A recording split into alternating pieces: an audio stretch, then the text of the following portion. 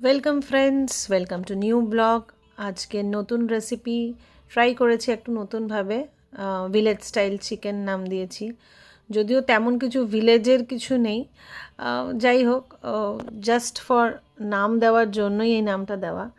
তো প্রথমে চিকেনগুলোকে আমি ভালো করে ধুয়ে নিলাম। এক্ষেত্রে আমি 1 কেজি চিকেন নিয়েছিলাম। সেই চিকেনগুলোকে ছোটো ছোটো পিস করে কেটে এনেছিলাম এবং সেটাকে ভালো করে জলে ধুয়ে নিয়ে সেটাকে একটা সাইডে তুলে রাখি।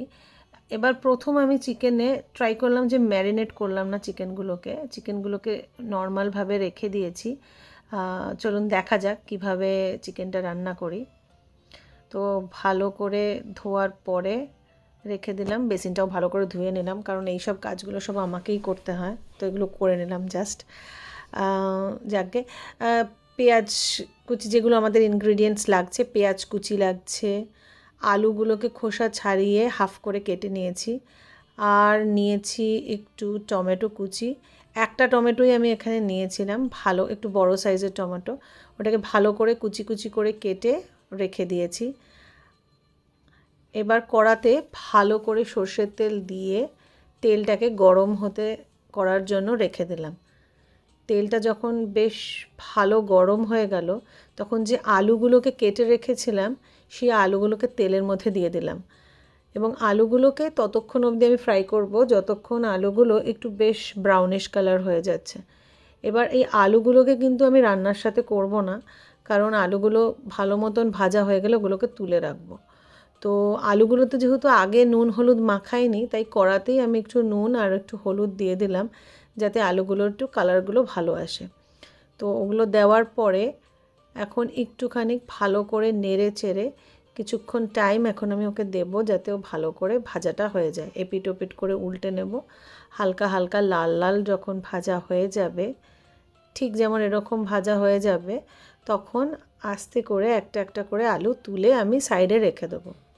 এবার কড়াতে আমি ফোড়নে দিয়ে দিলাম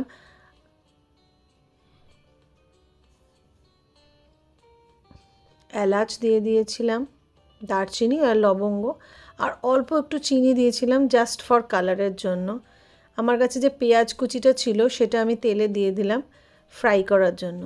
ভালো করে নেড়ে চেড়ে পেঁয়াজটাকে লাল হওয়া অবধি ফ্রাই করছিলাম। প্যারালালি একটা বাটিতে আমি ন্যাচারালি যা করে থাকি, মশলাটা বানিয়ে রাখছিলাম। তার মধ্যে একটু হলুদ গুঁড়ো দিলাম, হলুদ গুঁড়োর সাথে আমি দেব একটু জিরে গুঁড়ো এবং একটু দিয়েছি শুকনো লঙ্কার গুঁড়ো, খুবই কম পরিমাণে দিয়েছি।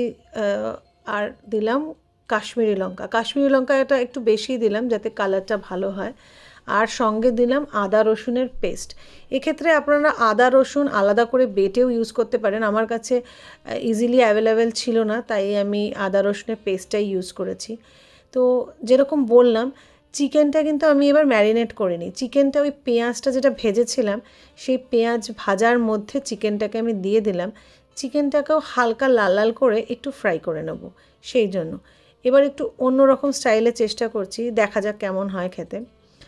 তো ভালো করে নাড়াচাড়া করে এবার একটুখানি ভালো করে উল্টে পাল্টে চিকেনটাকে একটু হালকা করে ভেজে নেব। একটু সময় দিতে হবে যাতে চিকেনটা একটু হালকা হালকা ভাজা হয়ে যায়। এই সময় একটু নুন দিয়ে দিলাম। নুন দিয়ে দিলে চিকেনটার মধ্যে নুনটা ভালো করে ঢুকেও যাবে আর একটু সেদ্ধ হতেও সুবিধা হয়, সেই জন্য নুন অল্প করে দিয়ে দিলাম। দিয়ে চিকেনটাকে একটু ভাজা ভাজা করে নিলাম। চিকেনটা যখন একটু লাল লাল ভাজা হয়ে আসবে, তখন আমার কাছে যে মশলাটা ছিল সেটাকে একটু জল দিয়ে ভালো করে ফেটিয়ে নিয়ে ওই মশলাটা চিকেনটার ওপরে দিয়ে দেব।